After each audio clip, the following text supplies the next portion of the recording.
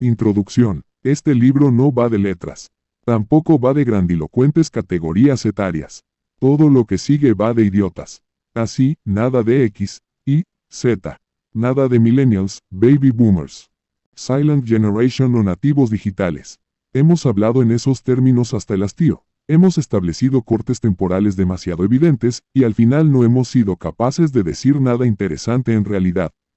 Todo resultó demasiado obvio. Nos lanzamos a la casa de las diferencias justo por donde éstas se veían más claras. Nuestro mundo adora la diferencia.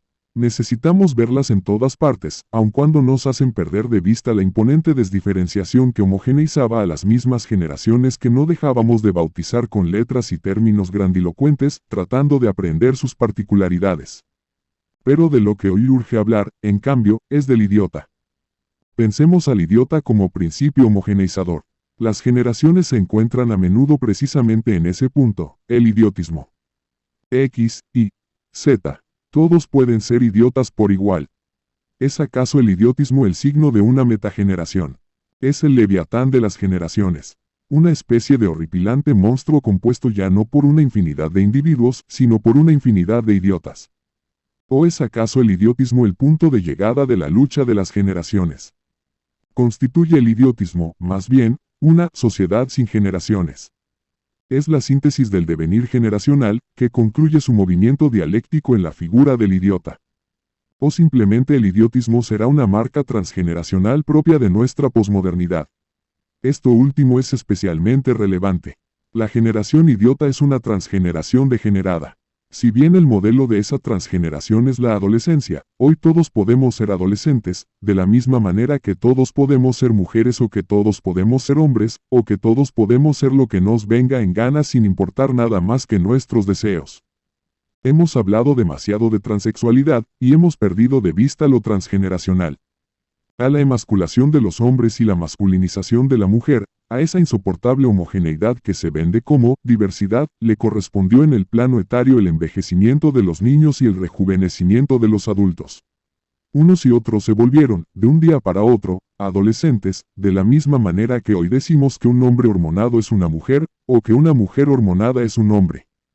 La generación idiota es el núcleo de la sociedad adolescente, es su corazón mismo, su principio de funcionamiento. No más gerontocracias, fin de todos los adultocentrismos, el adolescente gobernará desde ahora nuestro mundo. Es en este sentido en el que cabe decir que la forma de nuestra sociedad es adolescéntrica. El adolescente convertido en algo parecido al nuevo hombre del socialismo, al superhombre nietzscheano, al startupper del capitalismo digital, convertido en depositario del futuro, de todas las virtudes y todas las aventuras al mismo tiempo.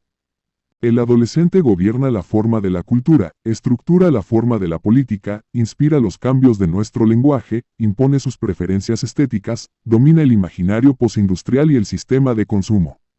Si para entrar en el reino de los cielos, según el Evangelio de Mateo, había que ser como niños, para estar a tono con los tiempos que corren, en los que nos dejaron sin cielo a la vista, hoy debemos ser como los adolescentes. El reino de la tierra será nuestro. Es en este apelmazamiento de las generaciones en una instancia adolescente donde se produce la desdiferenciación generacional, la transgeneracionalidad. Los roles, los poderes, los ritos de paso, los secretos, las diferencias en general, se van deshaciendo en una sosa fluidez adolescéntrica. La forma adolescente orienta la transición, ocupando el lugar del ideal, transformándose en la norma, deviniendo instancia de normalización. Pero la forma adolescente es una forma idiota. No tomemos esto como un insulto. Aquí, la palabra idiota juega con múltiples acepciones que más adelante me ocuparé de tratar. Captemos por ahora, más bien, que si en la forma adolescente encontramos el principio de homogeneidad generacional, el motor transgeneracional, encontramos también el principio de la transversalización de la idiotez. La transidiotez. El plan de este libro se estructura de la siguiente manera. En el primer capítulo, quiero asociar 3 formas de edad a 3 formas de sociedad muy distintas. Me interesa investigar el rol y el poder de los ancianos en sociedades arcaicas, antiguas y medievales, para luego advertir su caída con el advenimiento de las sociedades modernas, en las que pondré el foco en el rol y el poder de los adultos. Con todo esto en vista, desembarcaré en las playas de nuestra sociedad, la que por economía de términos podríamos llamar posmoderna. Aquí, quien parece tomar el control es el adolescente, y a él abocaré mis análisis, caracterizando el objeto de crítica de este libro, lo que llamo sociedad adolescente. En el segundo capítulo, caracterizaré la sociedad adolescente en torno a algunas cuestiones esenciales. En primer término, se impone la del idiotismo. Me remontaré a la Grecia antigua para traer desde allí el término idios, del que proviene nuestra palabra idiota. Conectaré su significado con otros tipos de idiotas que surgen en el mundo moderno, como el hombre masa de Ortega y Gasset, y finalmente con el idiota posmoderno que reivindican Deleuze y Guattari.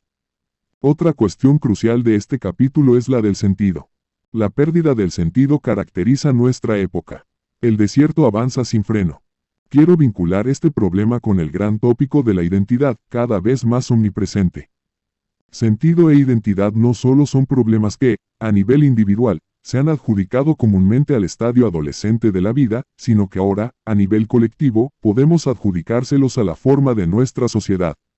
En el tercer capítulo, exploraré las maneras dominantes de la frivolidad. Así, empezaré con el sistema de la moda, para preguntarme no solo qué se supone que ésta sea, sino más bien cómo funciona actualmente. Más que un mecanismo de recambio de productos, lo que la moda opera es un cambio al nivel de las significaciones. Vincularé esas significaciones con la política y las batallas culturales, y su aceleración, con la cuestión de la identidad. Algo similar buscaré seguidamente en el fenómeno de la fama, en su tránsito degradante a la farándula de nuestros días. Quiero comprender cómo se construye la farándula en el siglo XXI, cómo funciona el poder mimético que detenta y cómo se la aprovecha políticamente. A continuación, me abocaré al mundo digital, para desentrañar la manera en que las tecnologías digitales se incrustan en nuestra vida, la capturan, la controlan y le confieren en gran medida su forma específica. Psicopolítica y pornocracia, modalidades divertidas del poder que hay que estudiar. En efecto, frente a nosotros, la vida y el medio se desdiferencian sin cesar, confunden sus fronteras y se van volviendo indistinguibles. El metaverso es la síntesis final de este proceso, al que también me dedicaré en esta parte. En el cuarto capítulo, mi tema general es la socialización, entendida como el proceso por medio del cual aprendemos a vivir en nuestra sociedad. Empezaré, pues, por la familia. ¿Qué ha quedado de la familia en una sociedad donde todos resultan ser adolescentes? ¿Es que vivimos realmente en una cultura prefigurativa como sostuvo Margaret Mead? ¿Acaso son los adolescentes los que socializan a los adultos y no al revés? Aquí repasaré la manera en que la familia fue expropiada de su poder de socialización y, más aún, la manera en que alegremente ella misma lo cedió. A continuación, llegará el turno de los medios de comunicación de masas. Su poder socializador ha venido aumentando sin descanso desde hace muchas décadas ya. Ellos establecen cada vez más las pautas sociales a las que debemos ajustarnos. Pero ¿cómo lo hacen? Aquí estudiaré varios mecanismos, como el framing y el agenda setting. También analizaré la relación que los más chicos tienen con los medios, convertidos hoy en algo así como su teta digital. Por fin, la escuela y la universidad constituirán el último mecanismo de socialización que abordaré. Lo que me interesa es hacer una genealogía del lugar del alma en la educación, repasando grandes pensadores tanto del mundo antiguo como del mundo moderno, para compararlos con lo que hoy tenemos en este campo. Veremos aquí la manera en que nuestra educación funciona hoy como el más burdo de los adoctrinamientos. En un excurso, me animaré seguidamente a brindar algunos consejos bien concretos para resistir en estos contextos, que sintetizo con el concepto de educación radical. Finalmente, el quinto y último capítulo estará dedicado de forma exclusiva a la política. Todos los capítulos, en rigor, están saturados de política. Pero dejé para el final dos cuestiones estrictamente políticas que demandaban mi atención diferencial. Por un lado, la forma de nuestro Estado. ¿Paternalismo acaso? De ninguna manera. Niñerismo. El nuestro es un Estado niñera. La sociedad adolescente tiene a su gran niñera, que es el Estado que la rige. Este aparece no simplemente para cubrir nuestras necesidades y disciplinarnos, como hacía el Estado paternalista, de bienestar, sino para saciar y estimular nuestros deseos y vigilar nuestra felicidad. Por otro lado, quiero estudiar las formas de la rebeldía política. Postularé que hay un modelo bien definido de rebeldía de la nueva izquierda y del progresismo, bien caracterizado por Deleuze y Guattari, y continuado por sus seguidores. Criticaré esta rebeldía, argumentando que en realidad es funcional al sistema establecido. Se trata, por tanto, de una rebeldía idiota. Cerraré brindando entonces un modelo de rebeldía muy distinto para la nueva derecha, a la cual vuelvo a hacer expresa mi adhesión, por si hiciera falta, tomando al emboscado de Junger como referencia. De lo que se trata es de sustraerse del idiotismo político y rebelarse de verdad contra el sistema establecido. Dicho todo esto, manos a la obra. Capítulo 1. La sociedad adolescente. Una parte importante de mi adolescencia transcurrió en la casa de mi abuela materna. Todos los días, al salir del colegio, almorzábamos juntos. Ella preparaba la comida, que usualmente ya estaba lista para servirse cuando yo llegaba, tras tomar 1 o 2 autobuses.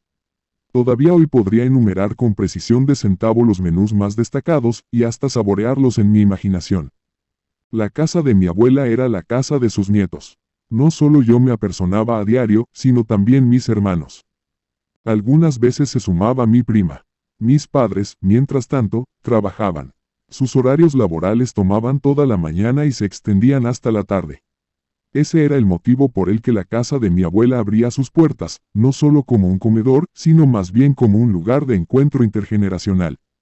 En una sociedad que venía negando hacía algunas décadas el mundo de los adultos, y despreciando el mundo de los viejos, yo recibí grandes lecciones de vida en la casa de mi abuela. 1. Viejos. La fuente de la juventud es un óleo sobre tabla del año 1546, del pintor alemán Lucas Cranach el Viejo. Su tema es el tiempo, la edad, y el deseo de rejuvenecimiento y eternidad que pesa sobre las criaturas finitas y crecientemente entrópicas que somos.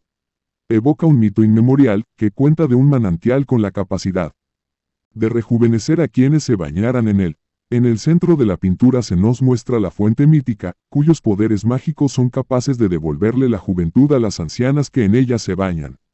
Por eso vemos en la izquierda de la pintura a sus familiares cargar con ellas, en lo que parece ser un largo y extenuante viaje que tiene por destino la fuente. A la derecha de la pintura, las ancianas salen de su baño, ya no con sus cuerpos viejos y cansados, sino como hermosas jóvenes desnudas que son dirigidas por hombres hacia una carpa. Al salir de la carpa, les esperan bailes y banquetes, diversiones y placeres. Desde antaño, la juventud ha sido objeto del deseo y ha despertado la imaginación de diversas maneras. En el siglo VII, Isidoro de Sevilla creía que la fuente podía encontrarse en Oriente. Un cantar de gesta del siglo XIII, Juan de Bordeaux, sostenía que el Nilo la proveía de sus aguas. Este asunto incluso ha impulsado grandes empresas. Se ha dicho que Ponce de León buscaba la fuente de la juventud cuando descubrió Florida.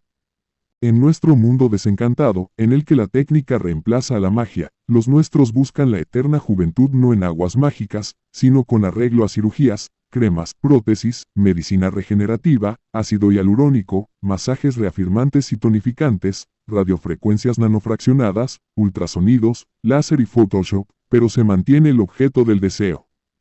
Más aún, en un mundo desencantado, el deseo de la juventud eterna se agudiza. En él, la vejez ya no tiene nada que hacer ni que decir. Va empujando al sujeto fuera del mundo, va anticipando su salida final, y, por tanto, acaba con su subjetividad antes de tiempo. El viejo ya no es subjectum, ya no está puesto debajo, ya no es fundamento de nada. Cuando la muerte no significa más que el final, y el desencantamiento del mundo ha llegado al grado de romper cualquier significación fuerte y compartida de la vida, la presencia del viejo recuerda la finitud de nuestra naturaleza, la fatalidad de la vida, y por eso hay que esconderlo o maquillarlo. En las sociedades premodernas, la vejez no era necesariamente una maldición.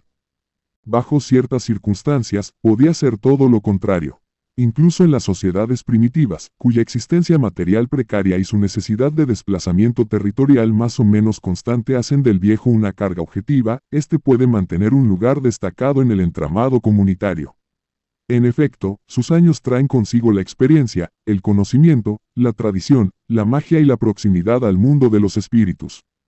El viejo de las sociedades primitivas puede gozar de un papel social destacado bajo la condición de que la cultura se haya desarrollado lo suficiente como para revestirse de un cierto sistema religioso y como para precisar de una tradición que necesite transmitirse. El desarrollo de la propiedad también suele ser una condición importante. De ella, acumulada con el correr de los años que desembocan en la vejez, es posible extraer prestigio. Los antropólogos han ofrecido muchos ejemplos al respecto. Malinowski encontró que las tribus de las Islas Trobriand concedían la autoridad a los más viejos, y que eran ellos los que encabezaban distintas ceremonias y rituales de gran relevancia, y llamaban al orden tras las fiestas. Con una situación similar se dio Margaret Mead en su estudio sobre las tribus de Nueva Guinea, donde los ancianos bien posicionados gozaban de altas cuotas de poder, y donde la educación doméstica que brindan las abuelas resultaba inestimable para sus nietas. Lo mismo se repite en innumerables casos. Los Fangs, originarios del interior del área continental de Guinea Ecuatorial, ponían a sus viejos a conducir la política mientras los jóvenes se encargaban de la guerra. También los Arandas desarrollaron una gerontocracia, al igual que los Tips y los Kikuyus, y los Masáis y los Nandis de África Oriental. Similarmente, entre los Logbaras de Uganda, los jefes de cada linaje eran usualmente los de mayor edad. Los ancianos Khoikhoi, por su parte, eran constantemente consultados sobre temas relevantes y dirigían importantes ritos de la comunidad. Entre los Ojibwas del norte, los viejos transmitían a los jóvenes sus conocimientos sobre hierbas medicinales, ejercían el sacerdocio y ordenaban la logística laboral. Algo similar se daba entre los navajos, cuyos viejos cantores tenían el poder de traer la lluvia y la buena salud, y compartían poco a poco sus secretos con los jóvenes.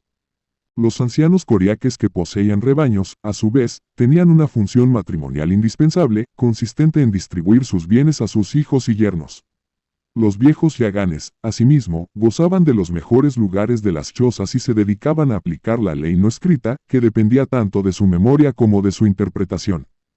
Para los Mendes, la memoria del viejo es imprescindible, pues solo ella puede decir a qué clase pertenece cada uno y, por eso, toda la estructura social depende de ella. Los viejos lelés podían excluir del culto a los insubordinados y hasta monopolizaban los oficios que ejercían. Entre los aleutianos, cuyos viejos se encargaban del calendario y de la educación, se decía que quien tratara bien a los ancianos tendría fortuna en la pesca. Los indios del Gran Chaco desarrollaban incluso temor hacia sus viejos, puesto que estos detentaban peligrosos poderes mágicos y, tras la muerte, sus fantasmas podían acechar al mundo de los vivos. Cosa similar se creía entre los jíbaros, cuyos viejos poseían el conocimiento sobre los animales y las plantas, los narcóticos y el mismísimo futuro, pero si se los atacaba, podían reencarnarse en peligrosos animales que buscarían venganza.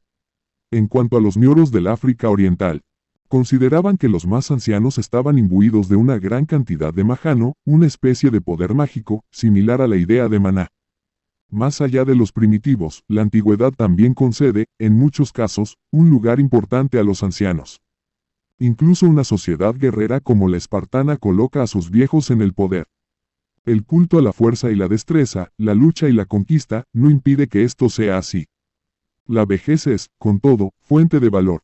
Que los infantes defectuosos deban ser aniquilados por inútiles según los cánones de una polis guerrera, pero que los ancianos tengan una institución propia de gobierno se explica sobre todo por el lugar de la tradición, cuya transmisión depende fundamentalmente de los segundos. Esa institución era la gerousia, compuesta por 28 gerontes que no podían ser menores de 60 años, y convivía con una doble monarquía. Los 28 ancianos eran elegidos por un sistema de aclamación popular, lo que da cuenta del carácter público de los viejos espartanos en general. El poeta Tirteo cantó unos versos que celebraban esta constitución, en la que el cuerpo de los ancianos reviste la mayor importancia. Oyeron con su oído, y nos trajeron este oráculo y versos infalibles, que predijera la Pitia Febo. Tengan el mando los sagrados reyes, que son tutores de la amable Esparta, y los graves ancianos. Luego el pueblo, y se confirmarán las rectas leyes. La Atenas anterior a la democracia también revestía de poder a sus ancianos. El Areópago, al que le competían asuntos de materia política y judicial, estaba compuesto de viejos arcontes. Y aun en tiempos democráticos, la vejez tendrá defensores de la talla de Platón y Aristóteles, cada uno a su manera. En la República, el Sócrates de Platón dice que el buen juez no debe ser joven sino anciano, alguien que haya aprendido después de mucho tiempo cómo es la injusticia. Aquí el conocimiento no se confunde con la experiencia. Conocer lo injusto no equivale a haberlo practicado, sino estudiado. El buen juez es anciano porque ha tenido el tiempo suficiente, que al joven le falta, para aprender a distinguir lo justo de lo injusto. Más aún, la República delinea una gerontocracia. Los más ancianos deben gobernar y los más jóvenes ser gobernados y de entre los primeros, los mejores. Los jóvenes oficiarán de guardias y serán auxiliares de la autoridad de los gobernantes, pues la fuerza física les corresponde.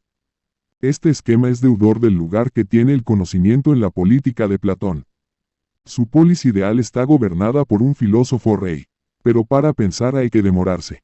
Es una actividad que toma tiempo. En una célebre alegoría, Platón describe un grupo de hombres que están encerrados y encadenados en una caverna en la que hay una enorme fogata. La luz del fuego proyecta sombras en las paredes, que corresponden a objetos que se encuentran fuera de la caverna. Los hombres de la caverna piensan que las sombras son la realidad, pero están engañados. El conocimiento se muestra entonces como emancipación de las cadenas que retienen al hombre en la oscuridad. Quien logra salir de la caverna queda encandilado con la luz que hace patente la verdad de las cosas. De esta forma, Platón quiere gobernantes que hayan visto la luz, que hayan cultivado el conocimiento, que, en una palabra, sean filósofos. Pero salir de la caverna toma tiempo. Los jóvenes deben ser sacados de la ignorancia de a poco, aunque no todos lograrán hacerlo. Recién después de los 50 años, se sabrá quiénes son aptos para gobernar, y una vez llegados a los 50 de edad, hay que conducir hasta el final a los que hayan salido airosos de las pruebas y se hayan acreditado como los mejores en todo sentido, tanto en los hechos como en las disciplinas científicas, y se les debe forzar a elevar el ojo del alma para mirar hacia lo que proporciona luz a todas las cosas.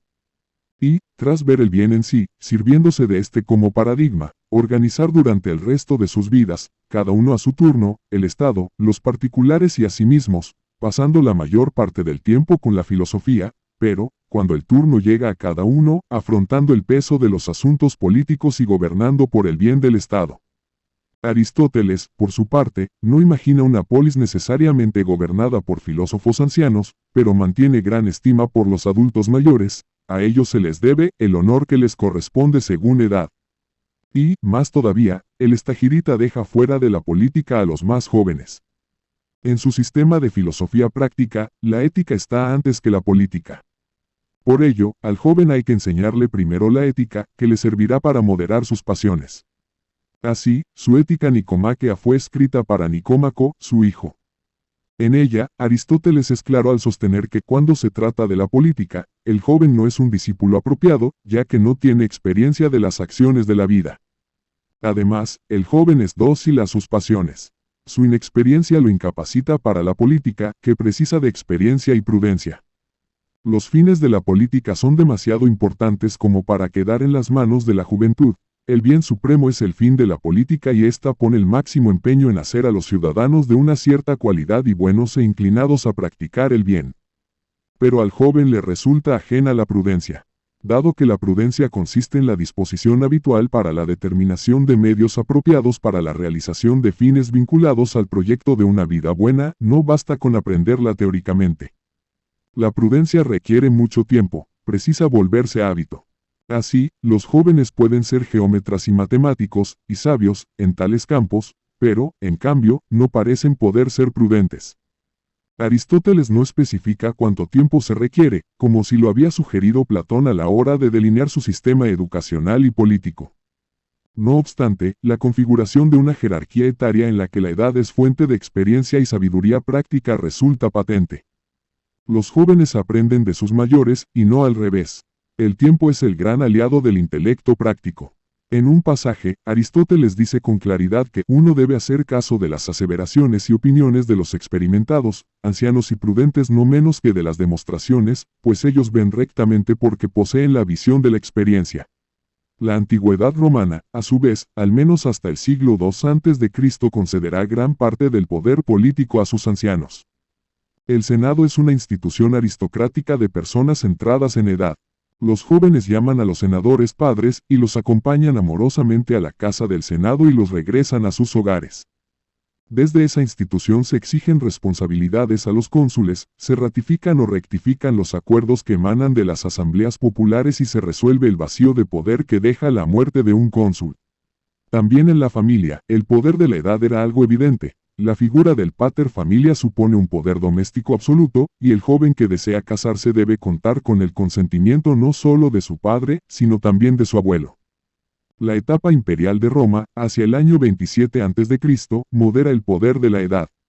Los jóvenes guerreros reivindican su fuerza. Dadas las condiciones imperiales en esta nueva fase histórica, ellos gozan del protagonismo político. El poder del Senado disminuye. Lo mismo ocurre con el pater familias. En este contexto escribe precisamente el senador Cicerón El arte de envejecer, a sus 63 años, casi como una autodefensa.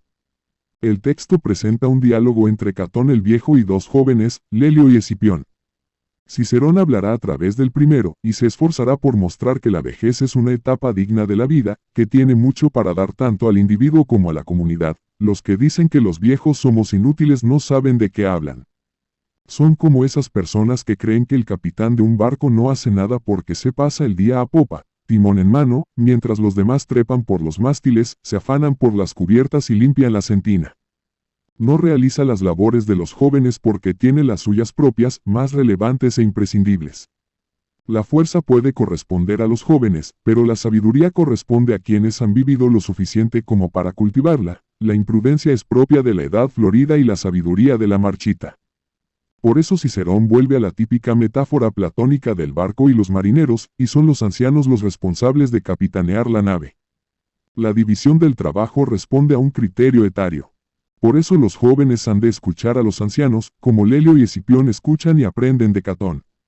Y, sobre todo, han de respetar la autoridad que brindan los años y la experiencia. El respeto que otorga la edad al ser humano, sobre todo al que ha desempeñado cargos públicos, satisface mucho más que los placeres de la juventud.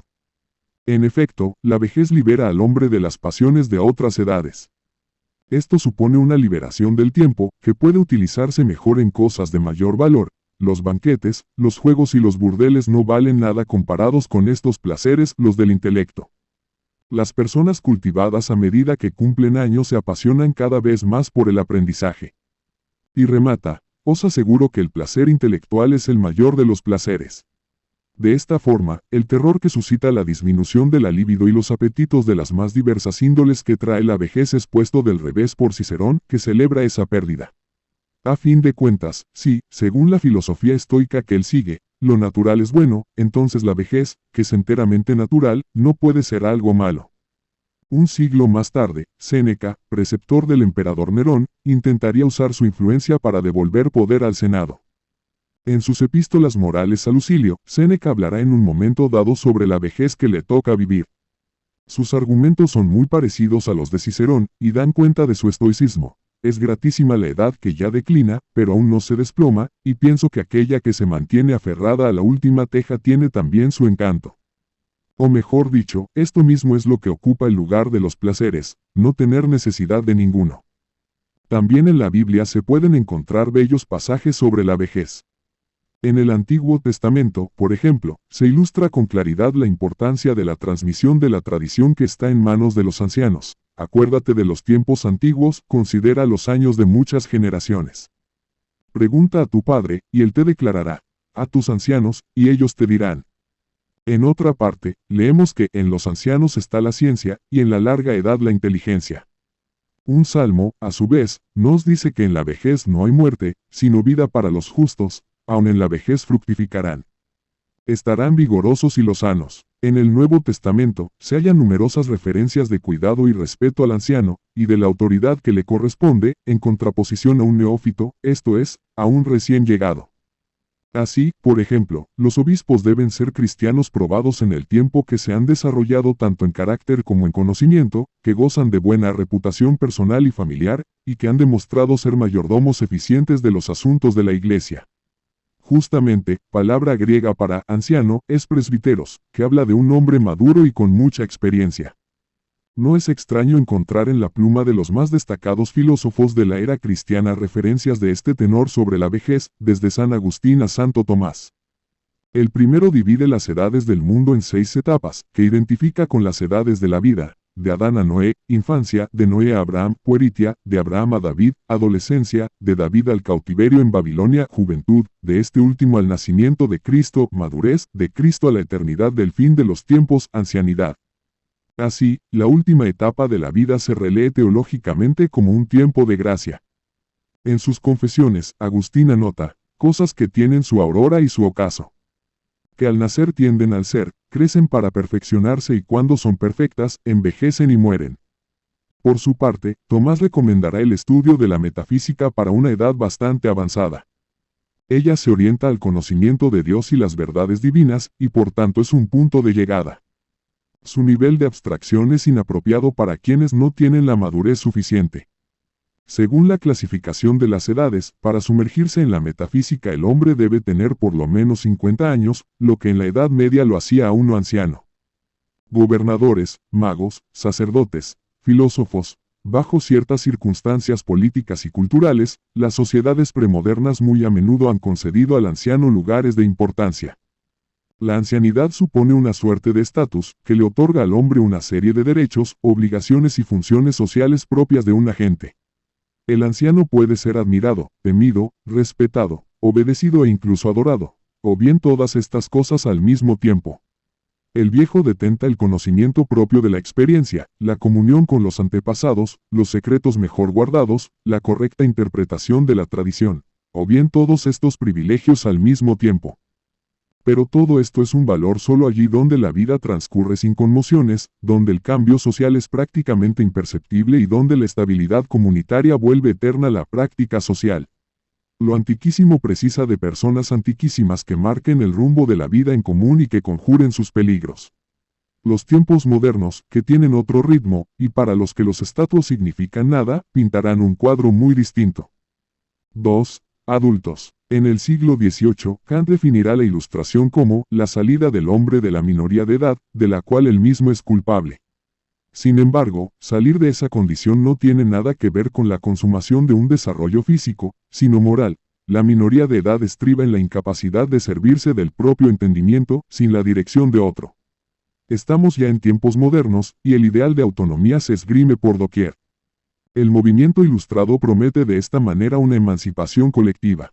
Así como el joven se emancipa de sus padres al cumplir determinada edad, el hombre necesita ahora emanciparse de un conjunto de tutores que le impiden vivir como adulto. La infancia se define por la incapacidad de conducir la propia vida. Lo que define a la adultez es la adquisición de esta capacidad. Por eso, un mundo no ilustrado se le muestra a Kant como un mundo de niños con cuerpos de adultos, condenados a una minoría de edad moral que les impide pensar por sí mismos y actuar de acuerdo con la propia razón. A su propia manera, Rousseau, en el mismo siglo que Kant, tratará de educar para la mayoría de edad a un niño ficticio, al que llamará Emilio. Lo hará como si el mundo fuera un inmenso laboratorio, en el que el niño debe ser sustraído de las instituciones sociales vigentes que lo embrutecen y confiado a un método natural. Rousseau también advierte el problema de la minoría de edad generalizada. Nosotros fuimos hechos para ser hombres, pero las leyes y la sociedad nos han sumergido en la infancia. Por eso, el objetivo de la educación para Emilio se plantea claro desde el inicio, y remite al ideal del gobierno de sí como característica definitoria del hombre adulto. He tomado la determinación de escoger a un alumno imaginario y a suponer que poseo la edad, la salud, los conocimientos y todo el talento que conviene para preparar su educación, conduciéndolo desde el instante de su nacimiento hasta el punto en que, ya hombre formado, se gobierne por sí mismo. Los tiempos modernos advienen como una rebelión contra la tradición. Hay que revisar con cuidado toda herencia, e incluso descartarla desde el inicio. Es lo que Descartes había hecho poco antes, desarrollando su filosofía moderna sin ninguna referencia a los grandes hombres que le precedieron. Tabula rasa. El hombre reclama para sí el mundo y se coloca a sí mismo en el centro. Las creencias deben ser revisadas, las costumbres deben ser cuestionadas, los prejuicios deben ser abandonados. Por doquier se reclama un hombre nuevo, desentendido de lo viejo. Pero aquel es todo menos un niño. No rejuvenece, sino que renace siendo adulto. El hombre moderno no vuelve, avanza. Tiene una concepción teleológica de la historia. Esto significa que confiere un orden al desarrollo histórico, una serie de pasos más o menos estructurados, que conducen a un fin telos a través de una sucesión lógica que denomina progreso. Ese fin ha sido imaginado de diferentes maneras, como ilustración de la humanidad a través de la razón, como liberación a través de la técnica y la ciencia, como advenimiento de la sociedad sin clases a través de la revolución, etc. El desarrollo de las sociedades se ha interpretado como el paso por distintas etapas de la edad de un individuo. Las sociedades, como entidades colectivas, también pasan de la minoría a la mayoría de edad, por continuar con la idea de Kant. Así, la moderna antropología empírica del siglo XIX abundó en este tipo de referencias. A menudo se señala como ejemplo de esto a los antropólogos decimonónicos Edward B. Tyler y George Fraser. Este último, por caso, describiría la magia de los pueblos primitivos de una manera que, para algunos, recuerda al funcionamiento de la mentalidad de un niño.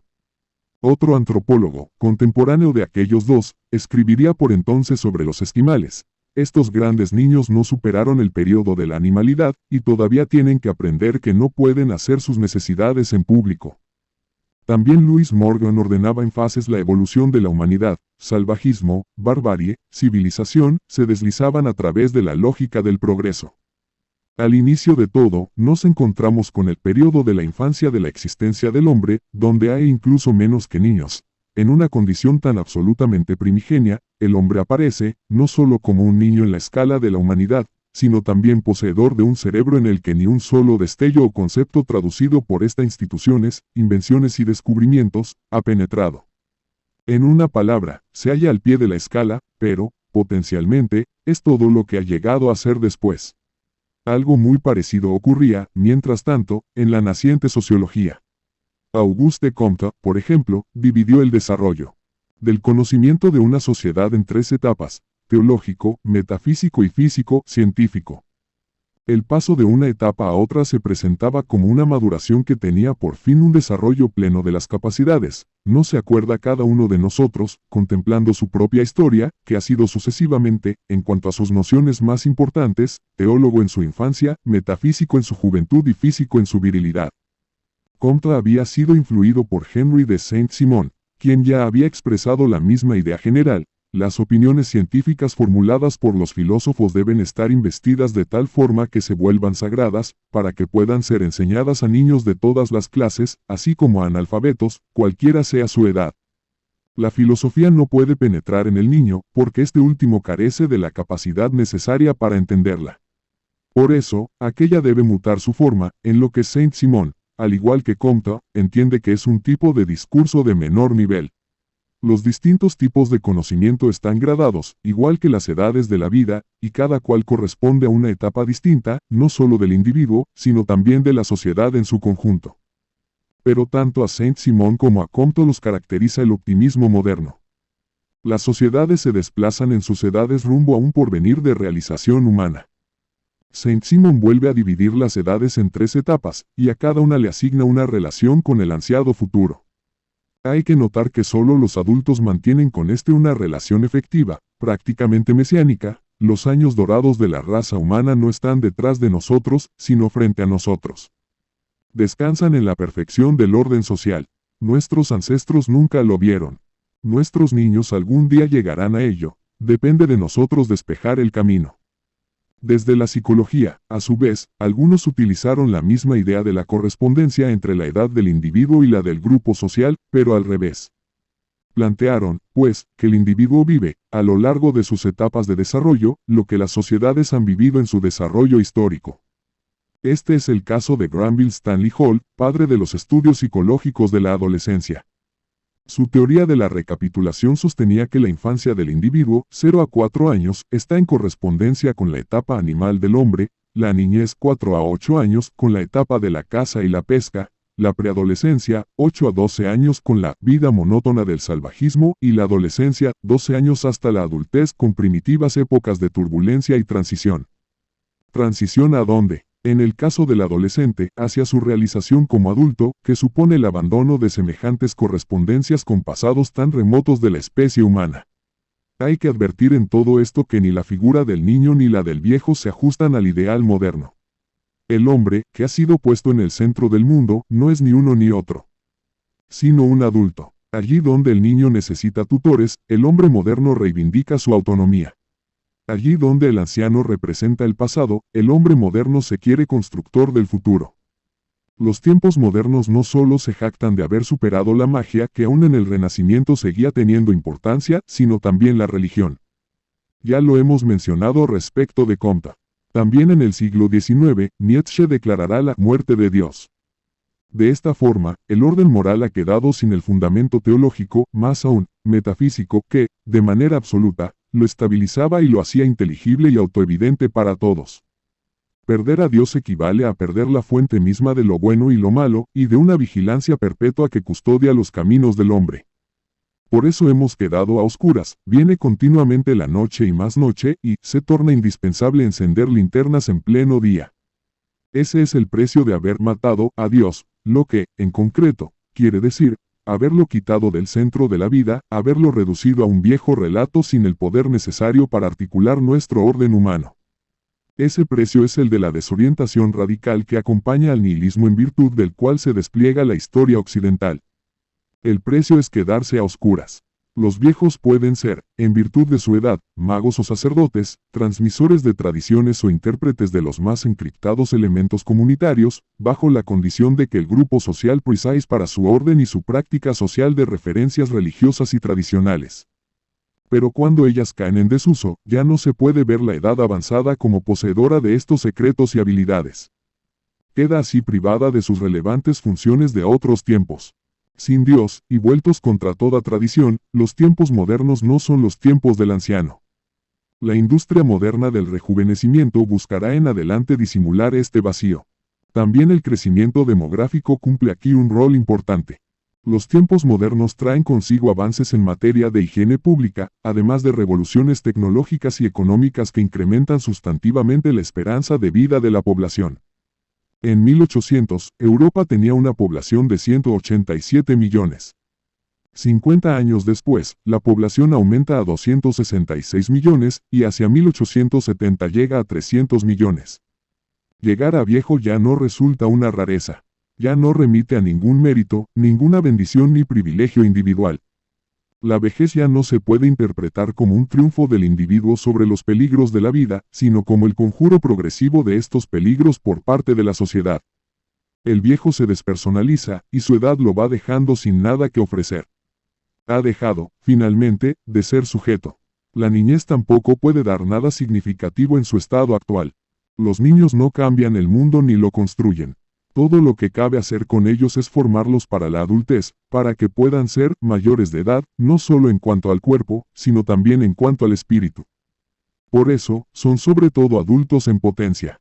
La pedagogía moderna, desde Comenio en adelante, buscará desesperadamente el método idóneo para lograr este resultado de la mejor manera. Dice este padre de la didáctica moderna: para que el hombre pudiera formarse para la humanidad le otorgó Dios los años de la juventud, en los que, inhábil para otras cosas, fuera tan solo apto para su formación. La juventud es mera preparación, no tiene otra habilidad más que prepararse para lo que vendrá, puesto que es la adultez la que sirve a la humanidad. El autor español del siglo XVII Baltasar Gracián decía en El Discreto: en la mayor edad son ya mayores y más levantados los pensamientos, realzase el gusto, purifícase el ingenio, sazónase el juicio, defécase la voluntad. Y al fin, hombre hecho, varón en su punto, es agradable y aún apetecible al comercio de los entendidos. Conforta con sus consejos, calienta con su eficacia, deleita con su discurso, y todo el huele a una muy viril generosidad.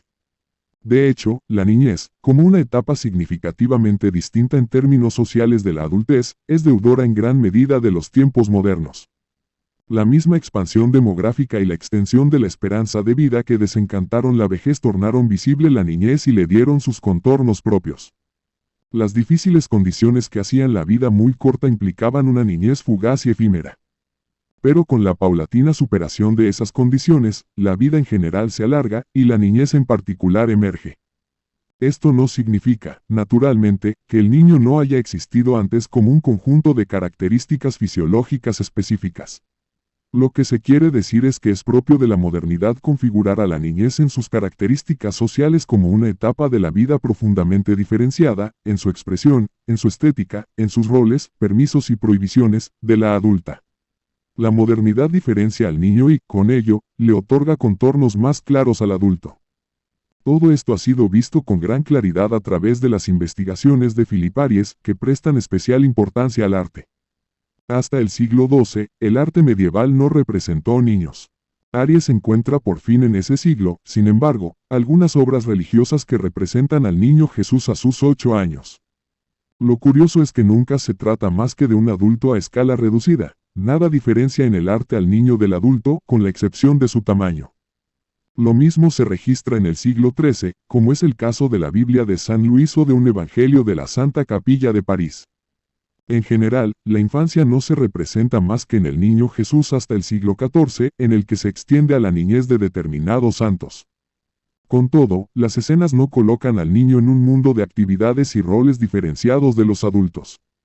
En el siglo XV empezarán poco a poco a pintarse retratos de niños reales en momentos concretos de sus vidas, y la práctica se extenderá en el XVI y XVII. Será en este último siglo cuando los retratos de niños los considerarán en actividades propias de su edad, lecciones de lectura, lecciones de música, dibujando, etc. Con anterioridad a esta etapa, el niño parece ser un adulto a escala reducida, sumergido en ambientes indiferenciados. Lo mismo puede decirse de la vestimenta, las diversiones y las costumbres en general.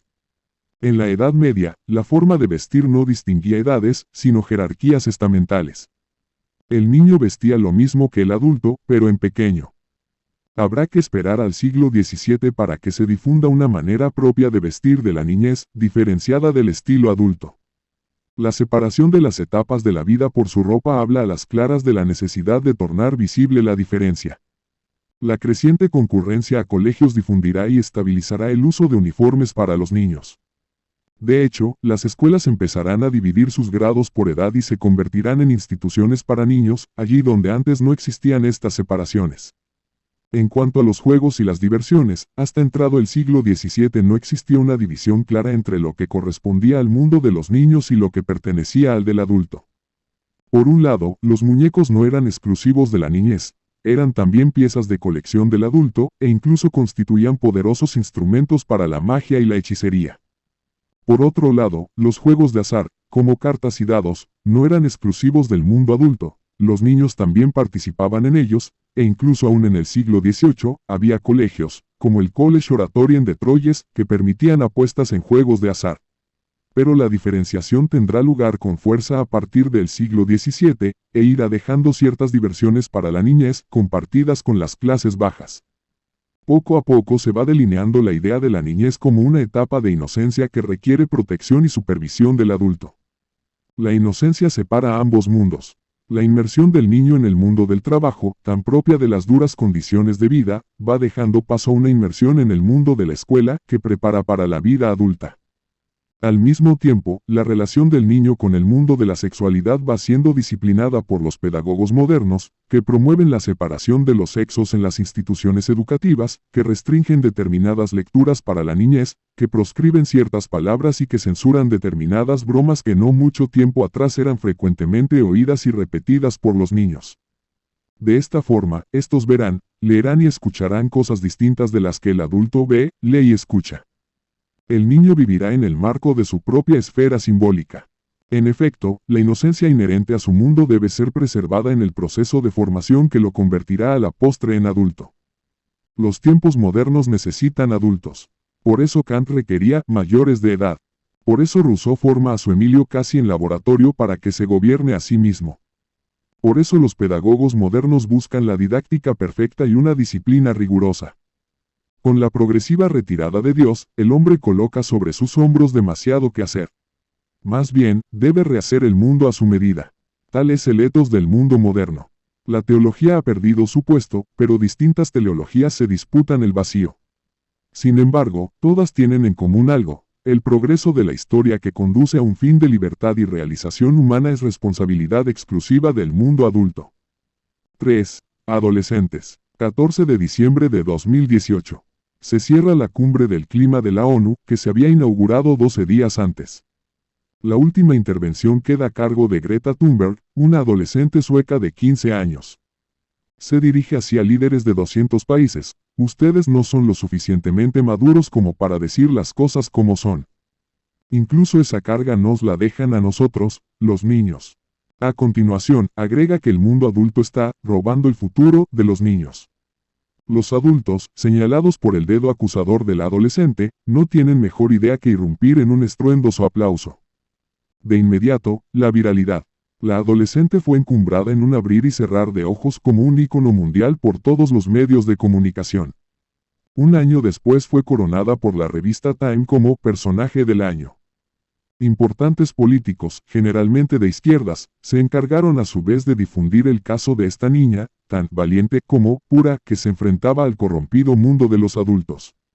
Así, por ejemplo, Alexandria Ocasio-Cortez subía a sus redes un fragmento de la intervención de Thunberg, tienes que verlo. Lo mismo hacía Bernie Sanders. Esta activista de 15 años acaba de criticar a los líderes globales por su inacción global sobre el cambio climático. Y desde España, Íñigo Errejón, uno de los fundadores del partido Podemos, decía, Greta tiene 15 años. Nos hace reflexionar sobre la urgencia de frenar el cambio climático y proteger el planeta en el que vivimos. A fines de septiembre de 2019, otra vez, Greta reapareció en la Cumbre de Acción Climática de la ONU. Los adultos le preguntan, frente a las cámaras, como si estuvieran frente a un auténtico genio, ¿cuál es tu mensaje para los líderes mundiales hoy? La adolescente responde, mi mensaje es que los estaremos vigilando. Esto está todo mal, yo no debería estar aquí. Debería estar en la escuela, al otro lado del océano. Me han robado mis sueños y mi infancia con sus palabras vacías. De nuevo, los mismos adultos acusados aplauden, difunden, tuitean, postean y se hacen eco a lo largo y ancho del mundo a través de la prensa global. Terminando noviembre del mismo año, la misma Puber dirá en medios de comunicación que niños y jóvenes de todo el mundo han hecho huelgas por el clima que han conmovido al mundo adulto. Nos están invitando a hablar en los corredores del poder. En las Naciones Unidas, hablamos ante una sala llena de líderes mundiales. En el Foro Económico Mundial de Davos, conocimos a primeros ministros, presidentes y hasta al Papa. El mundo adulto quiere escuchar a los púberes por fin. A poco se les ocurre pensar que, en rigor, los utilizan. Así pues, continúa Greta, la crisis climática no tiene que ver solo con el medio ambiente, sino que los sistemas coloniales, racistas y patriarcales de opresión la han creado y alimentado. Necesitamos desmantelarlos a todos. Ecologistas, racialistas, indigenistas y feministas se articulan en una misma ecuación, en la que los socialistas coagulan la operación hegemónica. Previsible. Basta de Marcuse. La nueva izquierda ha adoptado a una quinceañera como su más importante referente en el siglo XXI. La agenda colonialista global de Naciones Unidas no podría estar más encantada. El 14 de julio de 2021, Olivia Rodríguez, una cantante pop de 18 años, es invitada a la Casa Blanca por Joe Biden y el Dr. Anthony Fauci. El propósito consiste en animar a las personas a vacunarse contra el COVID-19.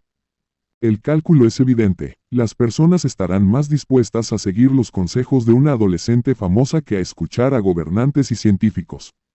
Es importante tener conversaciones con amigos y familiares para animar a todas las comunidades a vacunarse, aleccionó Olivia frente a las autoridades del país más poderoso de Occidente.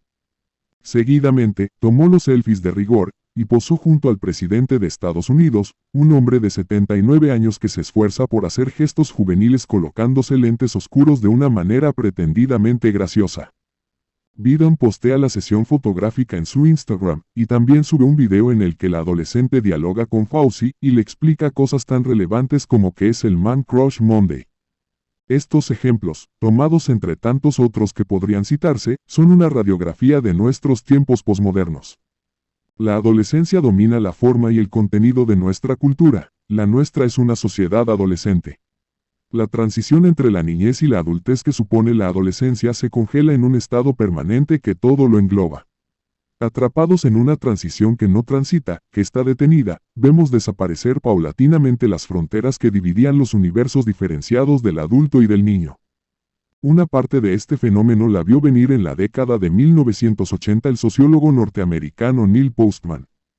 Mientras escribe La desaparición de la niñez, niñas de 12 y 13 años se encuentran entre las supermodelos mejor pagadas de Estados Unidos. Los crímenes cometidos por menores de edad aumentan exponencialmente. La industria de ropa infantil adopta las modas de los adultos y las adecúa en escala. Los niños que aparecen en televisión se asemejan a adultos en miniatura, como en las pinturas medievales. La sexualización de la niñez se extiende sin cesar. Alcohol, drogas y tabaco abundan cada vez más entre niños y adolescentes. La farándula empieza a componerse de niños famosos que despiertan fanatismos entre las masas. La política desarrolla la idea de derechos del niño como un rechazo al control del adulto. Las diversiones y el humor se van indiferenciando progresivamente. Los lenguajes, las actitudes y los comportamientos se mezclan por doquier. Lo que mantenía separado el mundo adulto del de los niños era fundamentalmente la posesión de determinados conocimientos sobre la vida, sus secretos y misterios. De una manera bastante general, los grupos sociales se pueden definir a partir de la información que sus miembros comparten de forma exclusiva. Según la teoría de Postman, la imprenta ayudó a separar el mundo de la niñez del de la adultez, puesto que el acceso a los secretos estaba bloqueado por la adquisición de las habilidades lectoras que el colegio se esforzaba por enseñar. Los adultos tenían asegurado, por así decirlo, el monopolio de ese universo simbólico. Convertirse en adulto era el resultado de la adquisición, mayormente a través de la lectura, de ciertos conocimientos sobre la vida y las responsabilidades que ellos entrañan. Pero esto ha dejado de ser así. Los mundos vuelven a mezclarse gracias a las tecnologías electrónicas de comunicación. Fundamentalmente, gracias a la televisión. Su efecto consiste en diluir la diferencia entre ambos universos simbólicos. Cualquiera accede a la televisión, no se necesita ninguna habilidad para ello. Las capacidades analíticas y reflexivas se estropean. El tipo de discurso que ella maneja penetra lo mismo en adultos que en niños.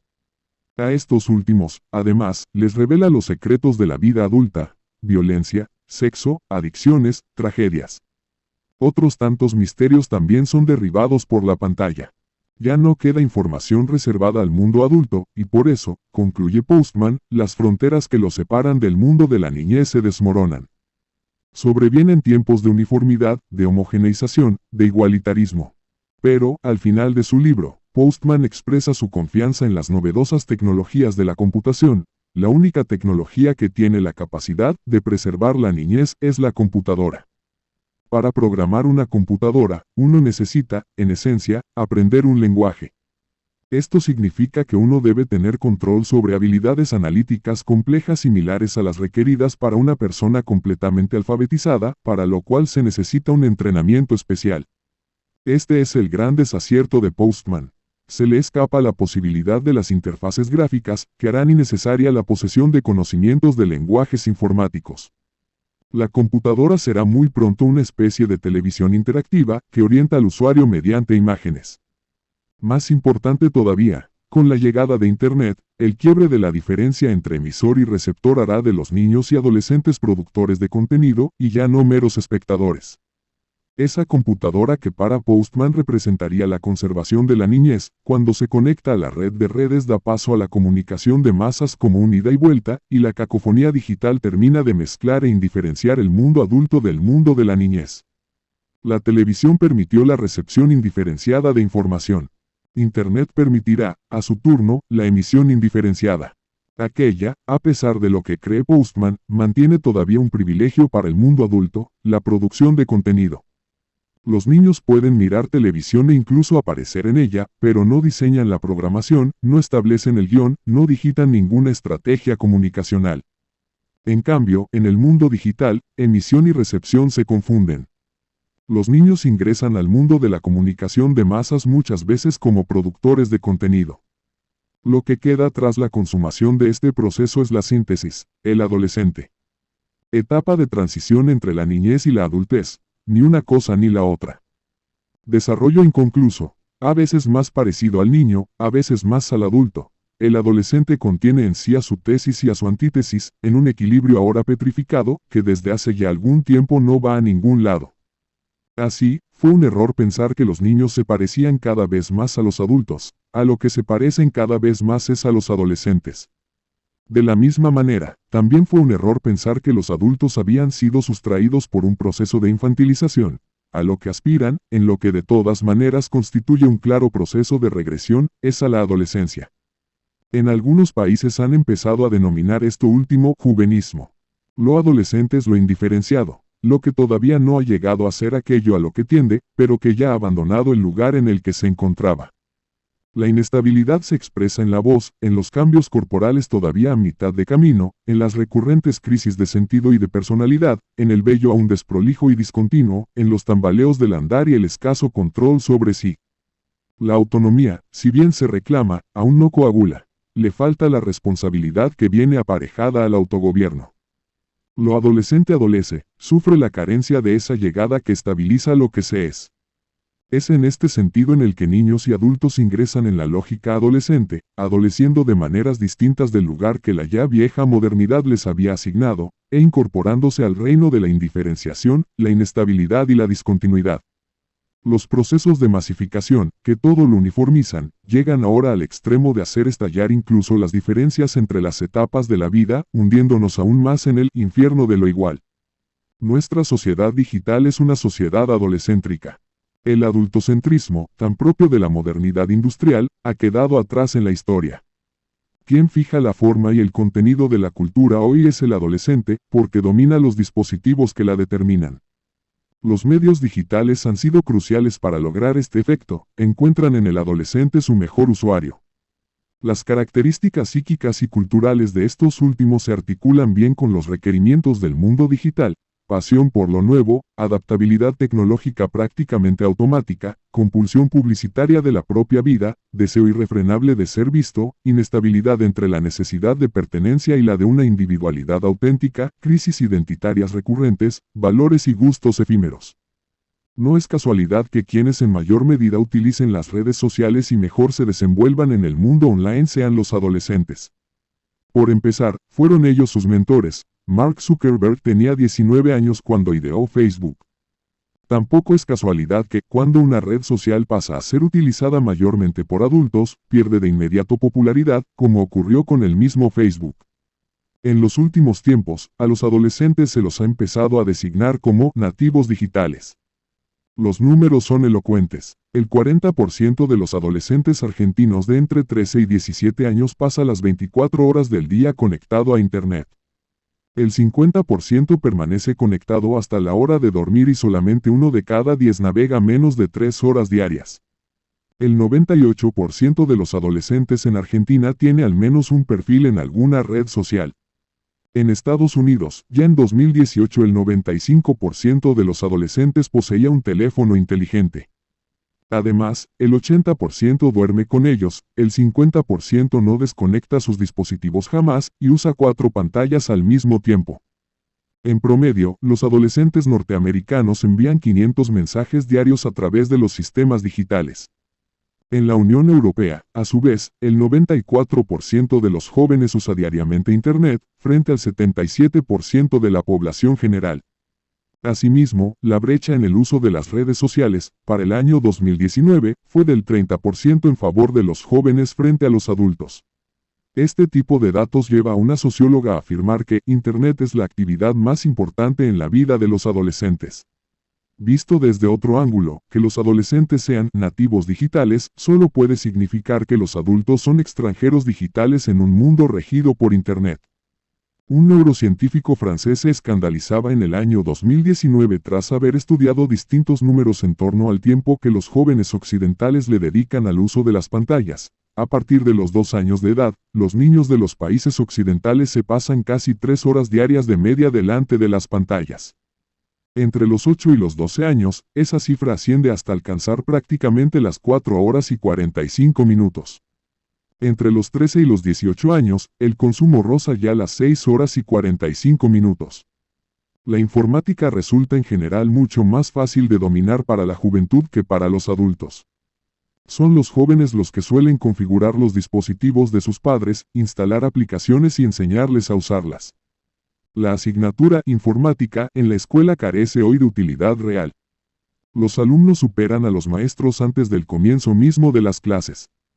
Así, la brecha etaria en asuntos informáticos es más que significativa. En la Unión Europea, por ejemplo, el 81% de los jóvenes de entre 16 y 29 años informaron que alguna vez habían realizado tareas informáticas básicas, como copiar o mover un archivo o una carpeta. Los adultos estuvieron 20 puntos por debajo de aquel porcentaje. Además, los jóvenes duplicaron porcentualmente a los adultos en lo que concierne al conocimiento y uso de lenguajes de programación, por no abundar en otras actividades como comprar y vender productos en línea. En nuestro mundo postindustrial basado en la economía digital, Internet trasciende el mero campo de la diversión y el ocio. Internet se convierte en el fundamento mismo del sistema social. Penetra la economía, la política y la cultura. Trabajamos, compramos, vendemos, producimos, invertimos, comunicamos, asistimos a eventos artísticos, musicales y teatrales, leemos libros, diarios y revistas, hacemos campañas políticas y trámites estatales desde el mundo online. Estas dimensiones, económica, política y cultural, ya no pueden ser consideradas al margen de las tecnologías digitales, y esa es la prueba más clara de la índole estructural de Internet para nuestro mundo. Pero en las redes sociales en particular, y en Internet en general, lo que sobresale es la vida adolescente. Ellos dominan la red, la cultura, y con ella la política y la economía, absorben sus representaciones, sus lenguajes y sus prácticas. Si el mundo online determina en una medida más que significativa hoy la cultura, el adolescente, más que nadie, determina hoy el contenido del mundo online. En un mundo con centro en los adultos, cuya cultura era más o menos lineal y continua, eran estos los poseedores de los secretos y los misterios que se iban develando poco a poco a los niños en su proceso de maduración.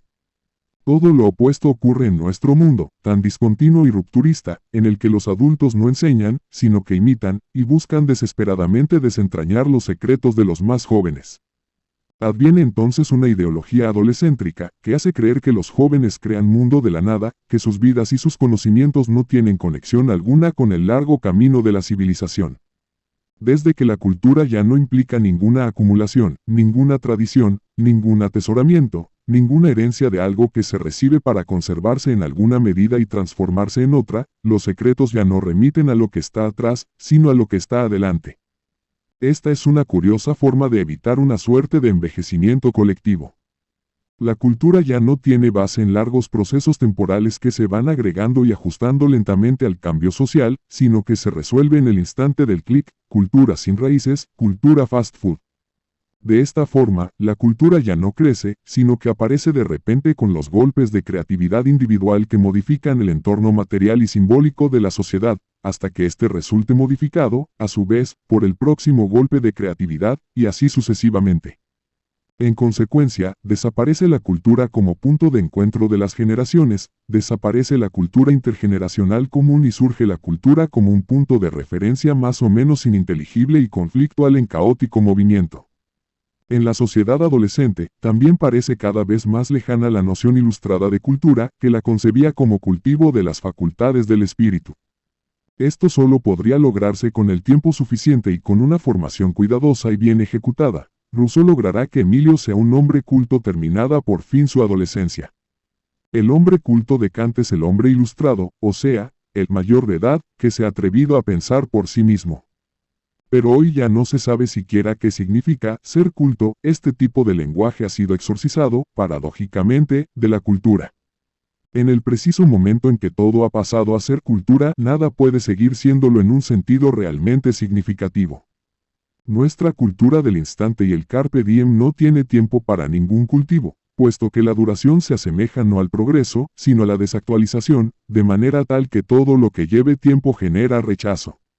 La cultura ha de consumirse, no cultivarse. La cultura como trabajo sobre uno mismo se desvanece. El divertimento, y no la adquisición de ninguna autonomía, se convierte en el norte de lo cultural. Por lo mismo, ha caído la vieja división de alta cultura y baja cultura. Hoy cualquier obra de pacotilla tiene la misma estatura cultural que una obra maestra del genio humano. La sola idea de una gradación cultural despierta malestar en la mentalidad relativista e igualitarista dominante.